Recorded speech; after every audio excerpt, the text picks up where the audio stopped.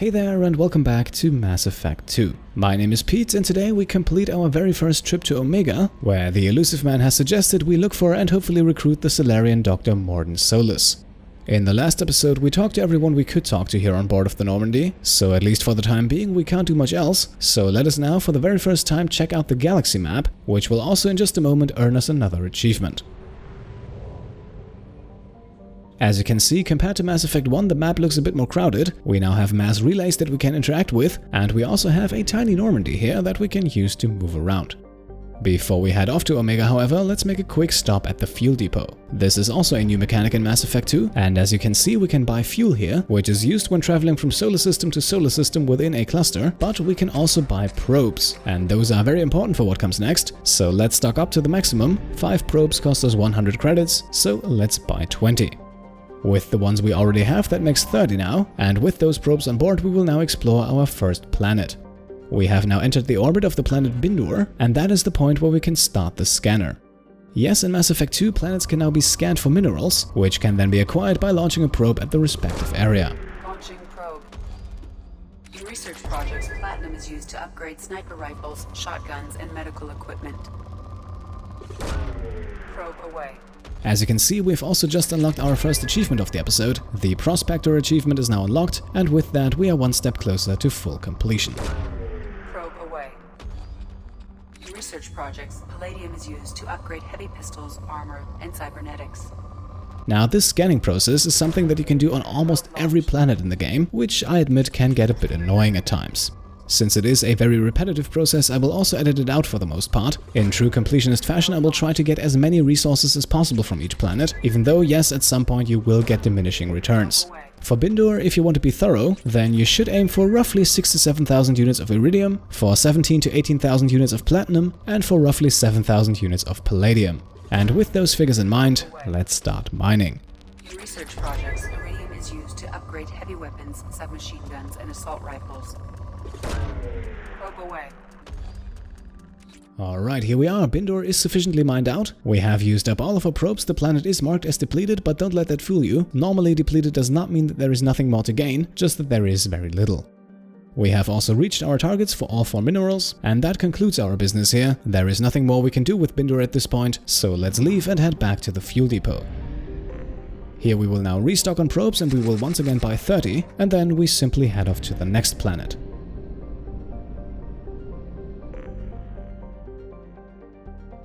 Welcome to the gas giant Imorkan, and just like before we start the scanner immediately and begin collecting resources. The scanner results only show moderate reserves, still you can aim for roughly 5,000 units of iridium, 6 to 7,000 units of platinum, and 5 to 6,000 units of palladium. Right, I believe we have grabbed almost everything there is. We still have 5 probes left, and that is a good number, because you can only buy new probes in bundles of 5. So if you want to be efficient about it, make sure you always have multiples of 5 left, otherwise you will waste a tiny amount of money when buying new ones. That is also exactly what we do now. 25 new probes and we are once again stocked full, and we can now travel to the final mineable planet in this system. Here we are in orbit around Urdak, once again a planet with a moderate amount of resources, but you can aim for 6 to 7,000 units of iridium, around 5 to 6,000 for platinum, and roughly 8,000 for palladium. Alright, here we are now, and this is also a very good baseline for this first system, aiming for resource split of 5,000, 25,000, 35,000 and 25,000. We didn't quite get there for the iridium, but a few hundred minerals more or less won't really matter in the long run. You can also see we have now fully explored the Sarabaric system, and that means there is only one thing left to do. Let's travel to Omega.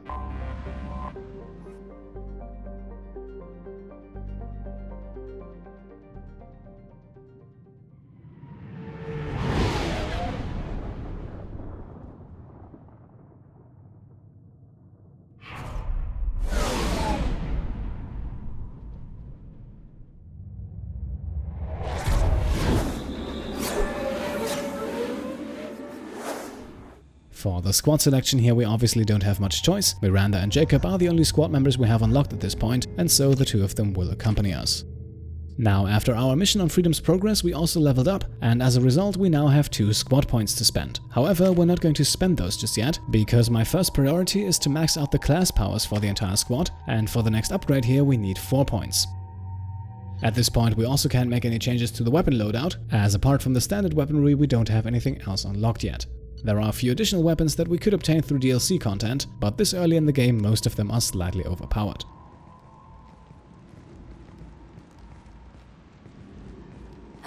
Welcome to Omega. You're new here, aren't you? I can always tell. Allow me to... Oh, hello, Mocklin. I was just... Leave, Fargate. Now. Oh, of course, Mocklin. Whatever she wants. Blasted scavengers. Welcome to Omega, Shepard. You know who I am? Of course. We had you tagged the moment you entered the Terminus systems. You're not as subtle as you think. Aria wants to know what brings a dead Spectre to Omega. I suggest you go to Afterlife now and present yourself. Alright, first dialogue choice of the episode, and we'll play it cool here even though there are no morality points to be gained. Cut the attitude. I'm not here to cause problems for Omega. Things explode around you, Shepard. You can't blame Aria for keeping an eye on you. Afterlife, now. I'm receiving quarantine warnings about the slums where Dr. Morden Solus runs the clinic. Anticipate resistance at the transport station. I have also accessed messages between mercenary groups regarding plans to deal with the Archangel. There's a recruiting station at Afterlife that may have information on him. We just obtained Codex entry number 11, and before we head into Afterlife, we can get a quick line out of Miranda. Omega, what a piss hole. At least it keeps you on your toes. I've had to come here on business before. I feel like I need a shower afterward, in addition to normal decontamination. So Miranda seems to know her way around here, and who knows, maybe that could come in handy. Come on, let me in. Aria's expecting me. Ugh. Annoyed. If she were expecting you, you'd be inside. Go on in. Aria's expecting you. You've let 10 people in. We have now made it inside Afterlife without any trouble, but that could change in just a few seconds.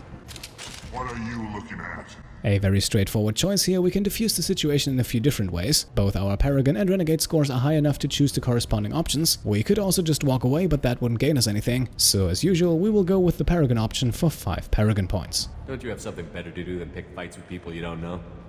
No, just the ones who get in my face. You seem like God. Do you really want to do this? Fine. You're off the hook. For now. See you around. And here we are, 5 Paragon points gained, no trouble caused. Let's head into Afterlife proper. Inside, we will take a right first and make our way over to the bar, where we can buy some Ceres Ice Brandy as part of a small quest for Dr. Chakwas. Interestingly enough, the cost of the bottle is never mentioned here on screen. It does, however, run at a whopping 1000 credits. We could also get a drink from the bartender here, but we'll save that up for a later point. You want to talk? Talk to Aria. For now, let's move on and talk to Aria.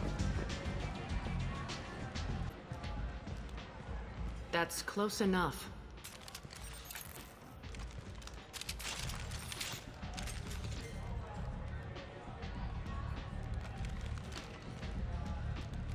Stand still. We have the option to get 2 free Renegade points here, and we can still ask about the scan later, so let's play it tough, at least for the moment. Try it and you'll be scanning the inside of your colon. I'd almost pay to see that, but it's not an option. You want to talk? You get scanned. And now we can ask about the scan, because apparently looking for potentially dangerous equipment is not its purpose. If you're looking for weapons, you're not doing a very good job. Can't be too careful with dead specters. That could be anyone wearing your face. I was told you're the person to talk to if I have questions. They're clean. Depends on the questions. You run Omega?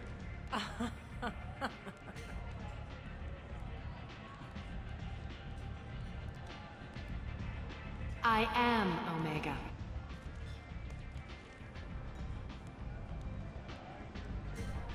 But you need more. Everyone needs more something, and they all come to me. I'm the boss, CEO, queen, if you're feeling dramatic. It doesn't matter. Omega has no titled ruler and only one rule.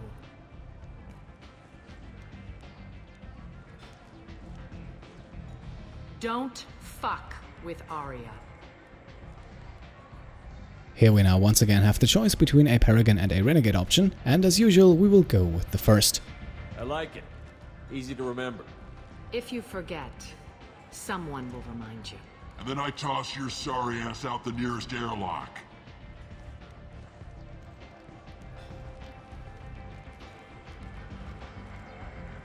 So, what can I do for you? We will get to business in just a moment. For now, let's ask a few harmless questions. For example, why Aria doesn't seem to be bothered much by us showing up on her doorstep. One scan and we're straight to business? People are usually more concerned about who I am. Your death was downplayed, but hardly what I call a secret. I had to make sure it was really you. You could have been anyone, anything. Whatever you need will come out on its own. I'm curious, but Omega doesn't really care about you. And that leads us straight to the next one. I think it's safe to assume Aria is very familiar with Omega. Maybe she can also tell us one or two useful things. So, you must know what's what on Omega. Everything that's worth knowing. I don't usually give it out freely. Information is power. Mundane things you can find yourself. Take a walk in a back alley or buy one of the mercs a drink. Better yet, talk to the entertainers. They give great tours. Just don't waste my time. And maybe we now run the risk of doing exactly that by asking Aria about herself. Tell me how you got set up here. That's as privileged as information gets. I have many friends and enemies I keep at varying distances. I don't count you among either. We'll see how useful you prove. Short answer, mind your own damn business. Alright then, speaking of business, I think it's time we cut to the chase. First and foremost, we are here for Morden Solus, so let's see what Aria knows about the Doctor. I'm looking for Morden Solus. Do you know where I can find him? The Solarian Doctor? Last I heard, he was trying to help plague victims in the quarantine zone. I always liked Morden. He's as likely to heal you as he is to shoot you. Sounds like Aria and Morden are at least somewhat familiar, so I'm sure there is a bit more she can tell us. What can you tell me about him? Used to be part of the Solarian Special Tasks Group. He's brilliant and dangerous. Just don't get him talking. He never shuts up. If you really need to find him, take a shuttle to the quarantine zone. No guarantee they'll let you in, of course. Alright, quarantine zone, that is our next stop for the Solarian, but we are not done, let's also ask her about Archangel. Admittedly, the game doesn't really do a good job of telling us this, but Morden Solus is only the first of several candidates the Elusive Man has on his recruitment list for us. Archangel is another one, and he's also right here on Omega. I'm trying to track down Archangel. You and half of Omega.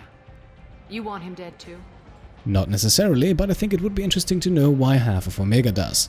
Why's everyone after him? He thinks he's fighting on the side of good. There is no good side to Omega. Everything he does pisses someone off. It's catching up to him. And no, despite the way it looks, there are no morality points to be had here. Still, if we're being honest, this guy sounds like he would fit in perfectly. Just the kind of guy I'm looking for. Really? Well, aren't you interesting? You're gonna make some enemies teaming up with Archangel. That's assuming you can get to him. He's in a bit of trouble right now. And what kind of trouble would that be? What kind of trouble? The local merc groups have joined forces to take him down. They've got him cornered, but it sounds like they're having trouble finishing him off. They've started hiring anybody with a gun to help them. Sounds like that might be our ticket in. They're using a private room for recruiting. Just over there. I'm sure they'll sign you up. Always a good idea not to head into anything blindly, so let's ask for a bit more info regarding those mercenary groups. Which merc groups are after Archangel? Blue Suns, Eclipse, Blood Pack. They're Omega's major players. Unless they're at war, you'll never see them together. But one thing they hate more than each other is Archangel. At this point also a very interesting question. It sure would be nice to know what Aria thinks of the guy. Do you hate Archangel? I don't have time for hate, but I distrust them all equally. For now, I'm happy just to let them kill each other. Now, surprisingly, for someone who's causing that much trouble, Aria didn't really reveal much about Archangel yet, so let's probe her for a bit more intel. What can you tell me about Archangel? Not as much as I'd like. He showed up here several months ago and started causing all sorts of problems. If you make your own laws, which everyone here does, he makes life difficult. He's reckless and idealistic, but he seems to know enough to stay clear of me. Alright, sounds like that is about all we can get out of her, but at least it helped us in some capacity. I appreciate the help. See if you still feel that way when the mercs realize you're here to help him. And with that, our first conversation with Aria has come to an end. Let's leave and explore Omega a bit more. Sounds like I don't have much time to waste. You've got all the time in the world. Archangel? Not so much. We will now remain in the Afterlife Club just a while longer. We head down the stairs over on the left side here, and we also receive 2 Renegade and 2 Paragon points. The Merc Recruiter then here, that would be the person to talk to proceed the Archangel storyline. For the moment though, we focus exclusively on Mordin Solus, so we'll not talk to him just now.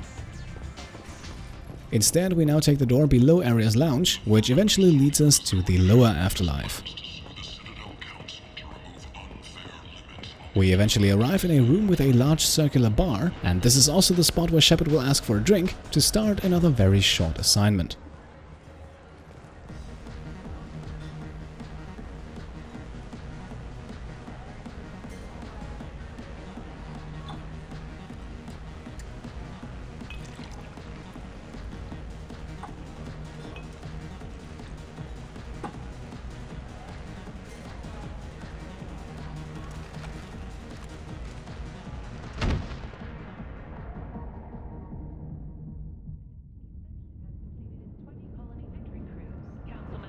Say something, Commander. Right, and I think we'll go with the very obvious question here. For us, it should be very clear what happened, but for Shepard, maybe not so much. What's going on here? You ought to be alright. Just take her easy. Looks like you broke the first rule of Omega. Don't order a drink at Afterlife if you're human. And to be honest, our reception in Afterlife has not been fantastic, apart maybe from Aria. So yes, it might come to mind that humans in general are not welcome in the club. Humans aren't welcome at Afterlife? It's just that one Batarian bartender. He's got a stick up his ass about a bunch of Batarians that died a while back. No one does a thing about it, though. Humans ain't exactly held in high regard around here. And just to make sure we don't get this wrong, let's ask about whether or not we were indeed poisoned. I think it's better to know exactly what we're talking about when we decide to do something about it. That bartender tried to poison me? Tried is the word. As far as I know, you're the first human to survive it. Me and my friend Jake went there to celebrate our new shipping business. He got real drunk, and an hour later he was puking blood. Alright then, this is our cue. We once again have the choice between a Paragon and a Renegade option here, and even though Shepard is more than likely out for payback at this point, we will go with Paragon, of course. Duly noted. Let's get back to work. Be careful out there.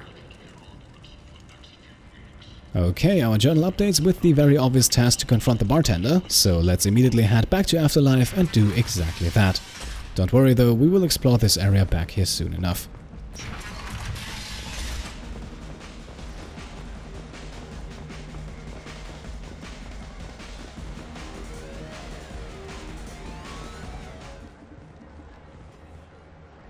Do I know you? No, humans all look the same. Here, have a drink on the house. Right then, we could now immediately go for the Charm or Intimidation option to get our revenge, but we can actually get ourselves 2 extra Paragon points here by confronting the bartender in a different way. I'm not gonna drink your poison. Neither is anyone else. Oh, crap. It was you. How the hell did you survive? What happens now? And once again, we're still not taking any action just yet. Instead, let's learn a bit more about why Forvan did what he did. Why the hell would you try to kill me? I've done nothing to you. My brothers were stationed on Becky when the humans came in and slaughtered everyone. No one survived. They were terrorists. They threatened the Citadel. We did what we had to do. Your people took my family away. Guess I wanted to return the favor. Okay, now it's finally time to decide how we want to handle this. We could simply walk away with the option on the right, that would give us 5 Paragon points, or we could take a, well, more active approach. And I think that is a bit more up Shepard's alley, but we will stick to the Paragon option here and incite the crowd. What do you think these people will do when they find out you're poisoning your customers? Poisoning what now? This has nothing to do with you. Who's next? Turians? You don't like them either, right? Answer the damn question, Forvan. You want a piece of me? I'll leave your corpse for the Borgia. Not taking any chances. Alright then, Forvan is no more, and technically we didn't do anything. Still, we received 40 XP and 7 Paragon points. And I would say that was as good a payback as we could have hoped for. So let's continue, but not leave Afterlife just yet, as there is one more interesting person we can talk to down here. No, you said he had close family. They'll just want revenge. Kill the family first. Then he'll get angry and come at you stupid. And then you kill him. I don't think I know you, human. I'm the Patriarch. Aria's Patriarch. What do you want? Well, first things first, since he so prominently introduced himself as the Patriarch, let's ask about the origins of that very curious name. Why do they call you Patriarch? It's like an Asari matriarch, only male. It was Aria's little joke. After she took me down, she let me live. Kept me around as an advisor and a trophy. Now, being an advisor to Aria, that is certainly not a bad position to be in. Maybe even one where you learn a thing or two about the woman herself. What do you know about Aria? A few centuries ago, Omega was my rock. When Aria arrived, she had nothing but the clothes on her back. I thought she was another dancer. She killed half my men and convinced the rest that she could run this place better than I did. She came for me here in this bar. We tore this place apart. She crushed one of my hearts, shattered half the bones in my body, and left me alive. What made her decide to leave you alive? No, she doesn't destroy what she can use. She said I could have all my old comforts if I served as her advisor. I knew how things worked. I knew who to lean on, who to smack down, who to smile at. And everyone who respected me saw me beaten, broken. They knew that as strong as I'd been, she was stronger. From what we know about how things are run on Omega, that seems like a very smart decision. Still, all that time fighting against and then for Aria, that must have left the Patriarch with a few interesting stories to tell. A Krogan as old as you must have some great stories.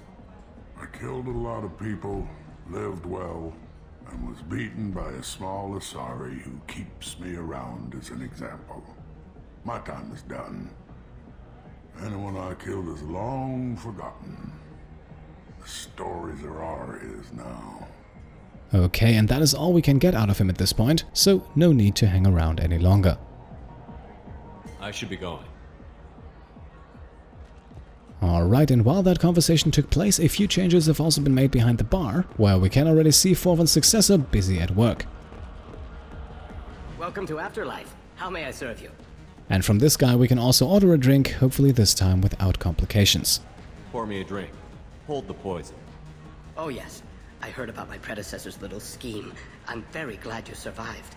I've been instructed to give you drinks on the house. Rest assured that they will contain no illicit ingredients you haven't asked for. Alright, lovely. Not only has Forvan been permanently removed, but we have also earned ourselves free drinks at Afterlife in the process. We have no time to enjoy those, however, because as promised there is still more of Omega left to explore. We can now exit the lower Afterlife through the back, which leads us into that alley that we woke up in earlier. We can also see that alley is crawling with Vorcha, a species that is new to Mass Effect 2.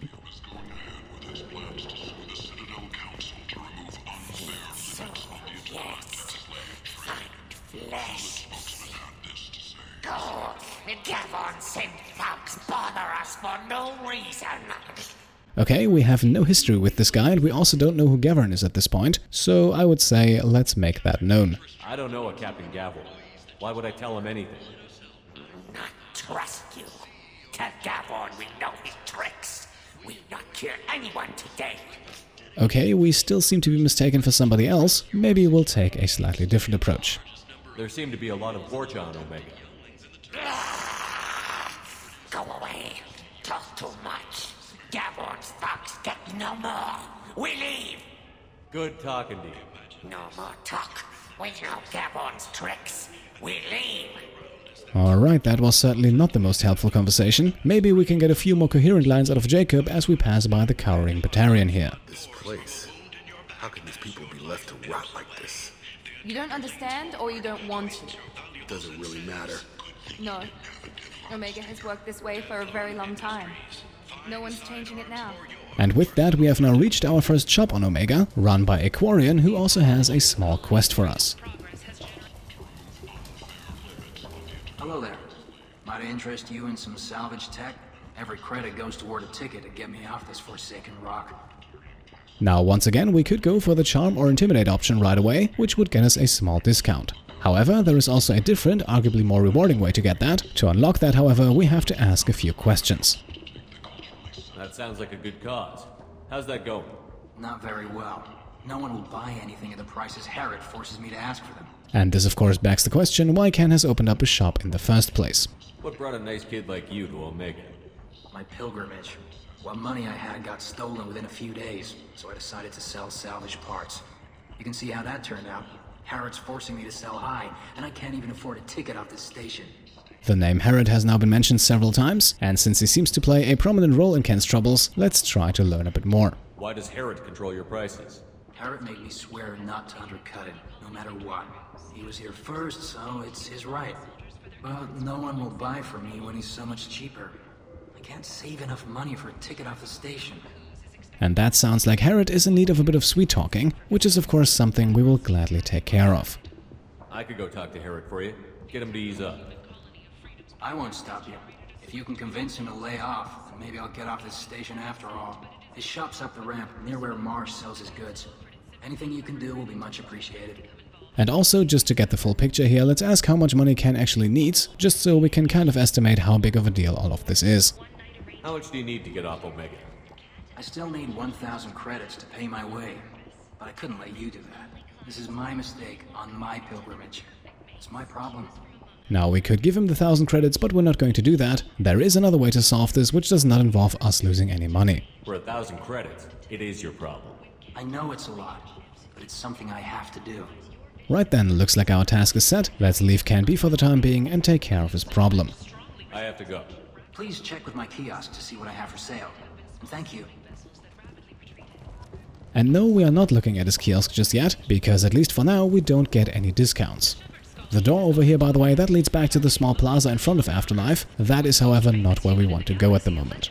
Instead, we'll make our way up the stairs here, which leads us to an area with more shops, as well as with the entrance to the Afterlife VIP area over on the left here. Since that is not of interest to us for the moment, we'll leave it be, and we will proceed past the first two stores that we cannot interact with until we reach the shop of the Batarian Marsh.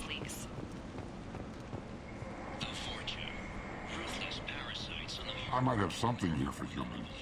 Not much. And to get us started, let's ask what he's selling. What have you got in stock? Something of everything. A lot of merchandise comes through this station, and I snatch up the best of it. Right, this is once again very straightforward. Both options on the left will give us a discount, and as usual, we'll go with Paragon. I'm in the mood to spend some money, but I think I can find better stuff elsewhere. You won't find a better selection anywhere. Unless you're willing to risk the black market. I'd rather deal with you than give money to those thieves. You sure we can't make a deal? Look, I can't compete with the black market. I have to make a profit. I'll do what I can, but don't tell anyone or I'll lose my shirt. And here we are, quick and easy. We earned ourselves 5 Paragon points and can now shop at reduced prices. And we'll do exactly that and actually buy everything he has for sale, starting with the Stimulator Conduit's armor upgrade, which increases storm speed and is not all that useful, but the upgrade is cheap and this is a completionist playthrough, so eventually we're going to buy it anyway, and since we have a bit of cash from importing a Mass Effect 1 save file, we might as well do that now. We will also buy the Turian Cruiser model, which is nothing more than a cheap collectible, but as a completionist, of course, I don't want to miss out on those. The big purchase then, that is the sniper rifle damage upgrade. It costs 50,000 credits, but it's well worth it, as the sniper rifle will also be featured a bit more prominently in this playthrough compared to Mass Effect 1. This should come in handy. Last but not least, we'll then also spend 4 credits on the Fornax magazine, which is basically an alien porn magazine. Don't ask me why, but it's for sale. We'll buy it. And as you can see on the right, those purchases also unlock a few Codex entries. We get one from the magazine and one from the sniper rifle upgrade, which brings our total up to 13. We will now quickly wait for the notifications to pass, and then we'll talk to Herod himself in an attempt to sort out the whole situation with the Quarian Ken.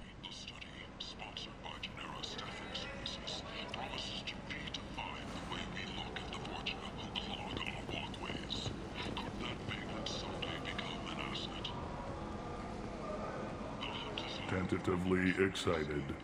Welcome, human. What can I get for you? And for a change, we'll get right to the point here. Let's immediately bring up the topic of Ken and his struggles. Tell me about your deal with the Quarian over there. Suspicious.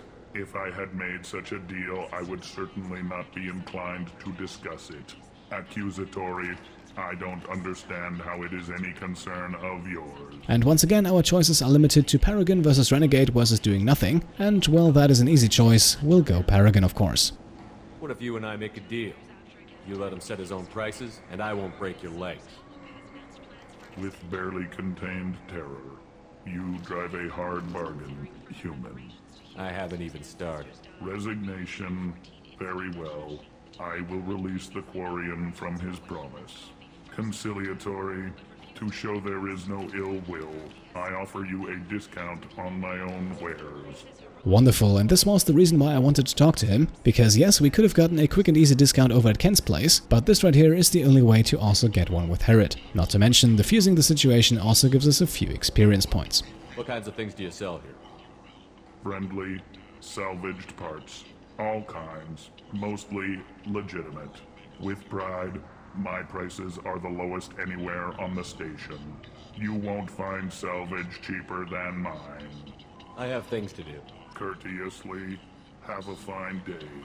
Take a look at my kiosk if you want to buy anything.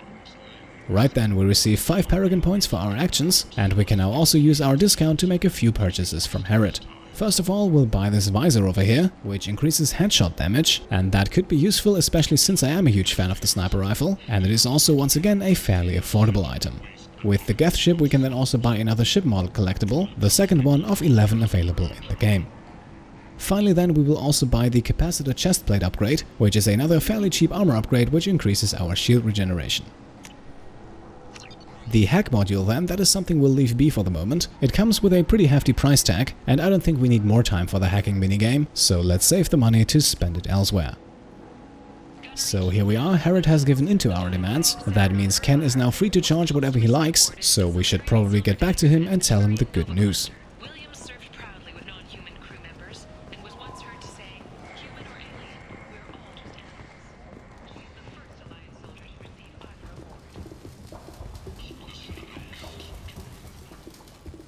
I heard you spoke to Herod. Thank you so much. I hope you find my new prices more to your liking. Now we could still give him the 1000 credits here, but there is absolutely no need for that, so let's just take the discount at his store as well. Take care of yourself. You too. And here we are, 40 XP gained, and this is in my opinion the best way to solve this quest. You don't lose out on morality points, you don't lose any money either, and in the end you get discounts at both shops.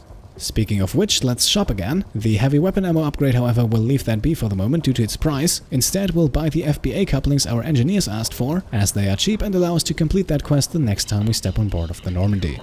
We will also make our biggest purchase yet by buying the heavy skin weave cybernetic upgrade, which costs 75,000 credits, but increases Shepard's health by 10%. This looks interesting. And this early in the game on Insanity difficulty, I would say that is a bit more useful than increased heavy weapon ammo capacity or increased shotgun damage, for both of which we now no longer have the cash.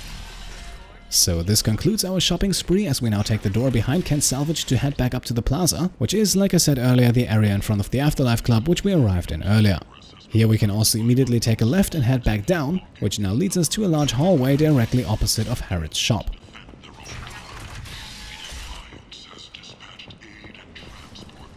End is not. Humans are a blight on galactic purity. You, sir, you are a blight. You. The Mad Prophet here spouts nonsense but cannot be interacted with. The Quarantine Guard, however, can. Complaining is pointless, human. There's a plague. Nobody gets in or out. You can't keep me out. I live in there. I'm doing you a favor, lady. If you go in, the guards will cut you down. You can't do this. Everything I own is in that apartment. I told you to get lost, lady. The plague has the whole zone quarantined. Nobody gets in. I'm human, you ass. Humans can't get the plague. Now let me get my stuff out before looters get it. This thing affects every other race out there. We're not taking chances. Nobody gets in until the plague has run its course. And let's make sure we caught that correctly, even though the term quarantine itself should already suggest as much. So you're saying the slums are completely sealed off? Finally, a human that can hear. Yes, that's exactly what I'm saying. You can't keep me out. I'm gonna lose all my stuff. I'm doing you a favor, human. Anybody in the quarantine zone will be dead from the plague or the gangs in a few weeks. The employment question is also an interesting one here. After all, the guards we've seen so far all looked like they were hired privately. I didn't think Omega had any kind of law enforcement. Who gave the order to quarantine the slums? Fresh off the transport, huh? Aria calls the shots around here. She's got her little blue hands on every business in this district. And a plague is bad for business. She hired us to keep anyone from entering or leaving the quarantine zone. And at this point we have no other choice but to leave or tell him what we're here for, and we might as well do so. Maybe he has a solution for us how we can get in. There's a Solarian named Morden Solus in the slums. I've got to get in there to find him. The doctor? Yeah, crazy bastard opened a clinic in the district a few months ago. The Blue Suns weren't too happy when he moved in. I hear Morden's trying to deal with the plague. I wish him luck, but the area is still locked down. Our orders are to wait until either the plague or the Blue Suns kill everyone. Then go in and clean up. And before we charm our way in, let's ask a few more questions. And since the guard just mentioned the Blue Suns, we might as well start with them. Who are the Blue Suns? Mercenary gang that runs the district. At least they used to. The guys are mostly Turian. I heard the plague hit them pretty hard. Now the whole district is up for grabs. I hear the Vorcha are making a move. Plague can't hurt them. Immune to disease. Just one more reason you don't want to go in there. However, the most pressing and also the most interesting issue, that is of course the plague. So let's ask a bit more about what this plague actually is and how it affects people. Tell me more about this plague. It starts out as a cough, then you start coughing blood. And, well, then I shoot you. It affects multiple species. Turians, Solarians, Krogan, you name it. Only humans are immune. And Vorcha, if you count them. An airborne disease that takes down multiple races. Can't let that spread. Hence the quarantine. And of crucial importance here is that last bit. The disease affects several species at once, which is certainly a bit odd. I didn't think diseases could cross species barriers. Turians and Solarians can't even eat the same food. Right. Most people figure that it has to be synthetic. Somebody engineered it. And it either got loose, or they're testing it here. And seeing as how humans are immune to the plague and doing a fair bit of looting, a lot of people think humans made it. And despite the restrictions, we are of course looking to go in, so we might as well ask for directions. Any idea where I can find Morden's clinic? Not a clue. What do you care? The place is quarantined, remember? Yeah, about that. As you can see, we have Paragon and Renegade options available to us. And yes, once again, we'll go Paragon and charm our way inside. Listen, you're stuck here until this quarantine is over. That could take weeks. What you really need is to get this problem solved right now. That's what I do. Solve problems. Let me in and I'll get this district straightened out. You think you can fix this? Why not? Quarantine is more to keep infected people in anyway. I'll radio ahead, tell them you're coming in. Wait, you're stopping me, but not them? You son of a bitch. You don't have a grenade launcher, lady. Get lost. Fortunately, humans are immune to the plague.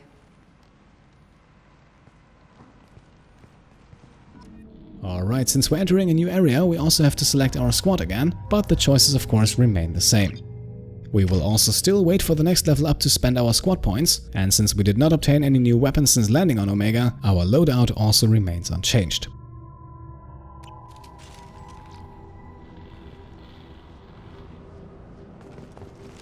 Hostiles are cleared! And here we are now inside of the quarantine area, and that is the perfect point to make the cut. Next time we will then go after Dr. Morden Solus and hopefully recruit him to our squad, and we'll see whether or not he will be a help against the Collectors. For today, we'll wrap things up right here. As always, if you liked the episode, then I would be very happy if you could leave a thumbs up. And if you want to support the channel further, then you can either subscribe if you haven't already and want to stay up to date, or you can also support the Pete Complete Patreon. Thank you all for watching, and I'll see you next time. Cheers.